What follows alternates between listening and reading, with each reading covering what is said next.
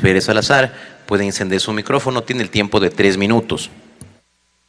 Se ha dado uso de la palabra vía virtual a Cristina Freire, quien representa también a otros prestadores señores de salud. Autoridades del Poder Legislativo. El día de hoy quiero precisamente hablar sobre lo que está ocurriendo con los pacientes renales. Cuando una persona es considerada como paciente renal, significa que perdió la total funcionalidad de sus riñones. Y depende solo de trasplante de riñón o tener calidad de vida, porque no es una cura el tratamiento de diálisis. Estar conectado 3 veces a la semana, 4 horas. Muchas de estas personas, de los 24.000 pacientes renales que existen en el país, incluso han perdido sus trabajos y son de escasos recursos, tienen algún tipo de discapacidad, porque también padecen hipertensión y diabetes. En las empresas no les dan apertura precisamente por el tratamiento que ellos deben realizarse para poder vivir. Dicho esto, en Ecuador existe en la Constitución un artículo que básicamente señala y estipula que debe haber una asignación prioritaria de recursos para la salud renal, porque es una enfermedad catastrófica y es muy costosa. Entonces, en este momento existen 110 clínicas de diálisis en todo el país que atienden a 17.000 pacientes renales derivados de la red de salud pública, del Ministerio de Salud Pública, y que obviamente dependen de la asignación de recursos del Ministerio de Economía y Finanzas. Sin embargo, la deuda lo que ha hecho es acumularse, pese a los ofrecimientos de las autoridades de ir haciendo pagos aparentemente, según ellos, que iban a hacer cada mes. La deuda en este momento es de más de 160 millones de dólares desde hace 16 meses. Desde junio del 2023, todo 2024 y lo que va del 2025, que pronto se sumará el mes de febrero también. Los pagos han sido muy a cuentagotas e inequitativos. Las autoridades dicen que han pagado 4 millones de dólares hace unas semanas, pero apenas a 37 clínicas de diálisis. Y existen 110 a nivel de todo el país. Eso sin contar las que también ya han tenido que cerrar por este nivel de sobreendeudamiento que impide pagar a los proveedores de insumos, pagar al personal médico y administrativo que atienden también y que de eso dependen los pacientes renales.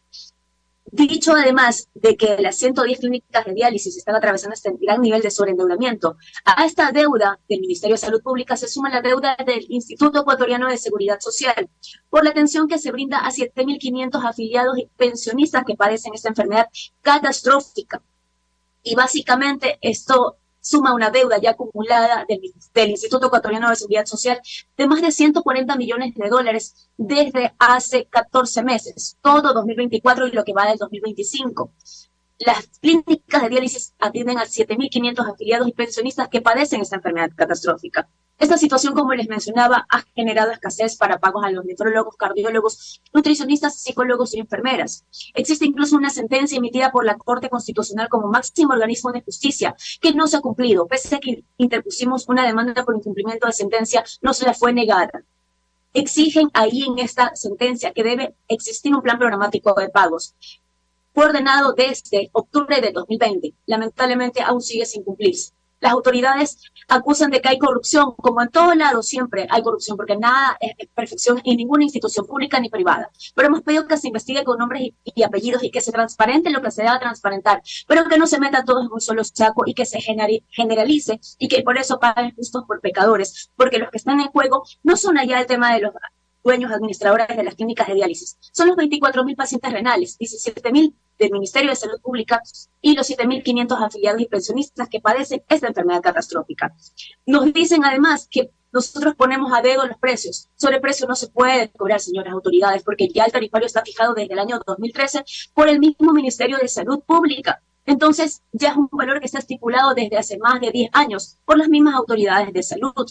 No podemos fijarlo a nuestro antojo ese valor. Y además, considerar que si a lo mejor en otros países es un valor menor al tarifario de Ecuador, no son servicios integrales como el que se brinda en nuestro país, que no solamente incluye conectarlo a la máquina de hemodiálisis, sino darle tratamiento para hipertensión y diabetes, que son las enfermedades de base de estos pacientes renales, sino también chequeos con nefrólogos, cardiólogos, nutricionistas, psicólogos y además también los exámenes de control que requieren para que estas enfermedades no se agraven y tampoco se complique el cuadro de la insuficiencia renal. Nosotros lo que hemos pedido es que se investigue lo que debe investigarse y que se transparente todo, pero que se hagan los pagos de manera programática, porque con 16 meses de deuda del Ministerio de Salud Pública y 14 del Instituto Ecuatoriano de Seguridad Social, y nosotros no recibimos como clínicas de diálisis pacientes particulares porque es una enfermedad muy costosa, no recibimos tampoco pacientes de otras derivaciones de otras enfermedades, solo insuficiencia renal crónica. Entonces, Solo dependemos de estos recursos para poder comprar los insumos de diálisis y hoy por hoy las bodegas de la mayoría de las clínicas de diálisis están vacías.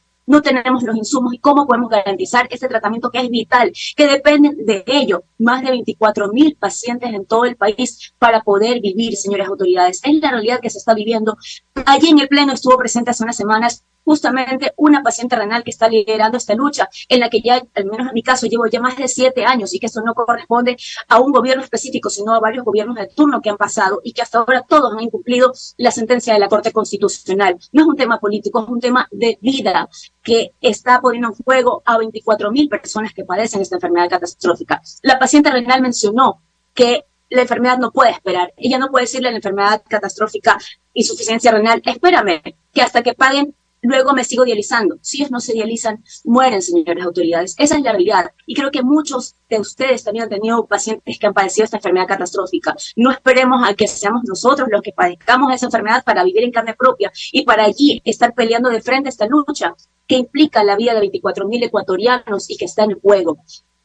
Hay un video que por favor quisiera que lo puedan poner. Allí habla sobre los pacientes renales. Hay familiares que han padecido esta enfermedad junto a esas personas que son pacientes catastróficos y que han perdido la batalla. Y que es triste realmente evidenciar cómo han perdido esta batalla, pese a que hemos realizado plantones de manera pacífica, exigiendo no un tema político, sino un tema que es de salud pública, un tema de una enfermedad catastrófica y que cada vez sigue cobrando la vida de más personas y afectando a nuevas personas que son pacientes renales. Eso es lo que puedo yo comentarles al respecto, por favor, y que simplemente solicitamos al Poder Legislativo que también nos apoyen en este tema de que no tiene que ver con un negocio de las clínicas de diálisis, tiene que ver con 24,000 pacientes renales y que no queremos que más pacientes vean su vida afectada o que lleguen incluso a perder la batalla en esta lucha. Más de 300 plantones que hemos realizado de manera pacífica, exigiendo simplemente que se cumpla la Constitución de la República con respecto a la asignación prioritaria de recursos para tratar esta enfermedad catastrófica y también la sentencia de la Corte Constitucional emitida en octubre del 2020 que establece que debe existir un plan programático de pagos para así poder continuar y garantizar en el largo plazo el tratamiento de diálisis para los pacientes renales de nuestro país. Muchas gracias. Se agradece la comparecencia de la señora Cristina Elizabeth Freire Salazar, vocera de la Asociación de Centros de Diálisis del Ecuador desde hace 7 años. Para la siguiente y última comparecencia, por favor, el señor abogado Víctor Atocha Cedillo, presidente de Jubilados. Va a ser una comparecencia también en modalidad virtual. Por favor, abogado Víctor Atocha Cedillo, puede activar su micrófono para que continúe con su intervención.